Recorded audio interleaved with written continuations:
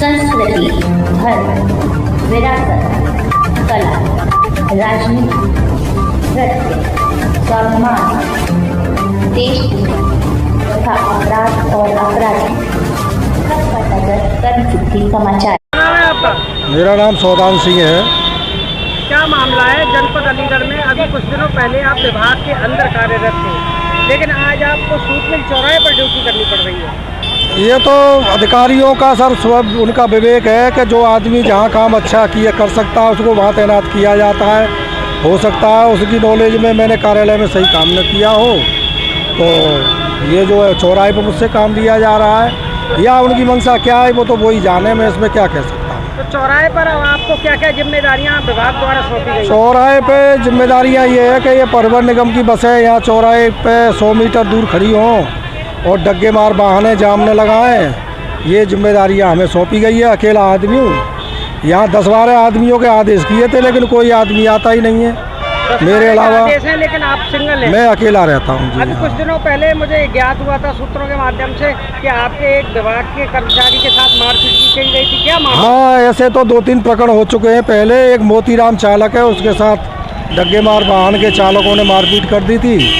प्रकरण थाने गया था लेकिन कोई प्रभावी कार्यवाही उसमें नहीं हुई, चालक को छोड़ दिया गया। संगीता मैडम रहती थी यहाँ पहले, उनके साथ भी पहले ये वारदातें हुई हैं, उनके साथ बदतमीजी हुई है, लेकिन उच्च स्तर से कोई खास जो है रेस्पॉन्स नहीं आता है। आखिर इन अधिकारियों से जब आप लोगों ने संपर्क किया तो कोई एक्शन क्यों नहीं ले पा रहे? यहाँ नहीं, इससे पहले भी हमारी जो चालक प्रचालक हैं टप्पल रोड पर डग्गे मार वाहनों ने उनके साथ मारपीट की थी।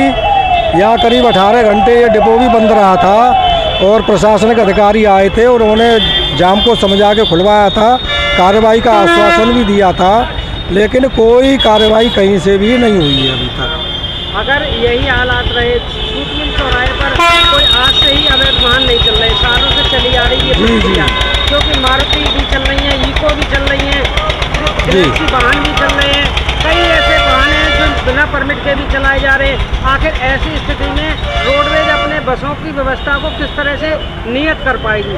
देखो जी, हम तो यहाँ हमारी ड्यूटी लगाई है हटाने के लिए, हम प्रयास पूरा करते हैं कि यहाँ जाम न लगे, डग्गे मार वाहनों को भी बढ़वाते हैं, और हमारे साथ भी कई बार झड़प हो जाती है, लेकिन कहें तो कहें किससे?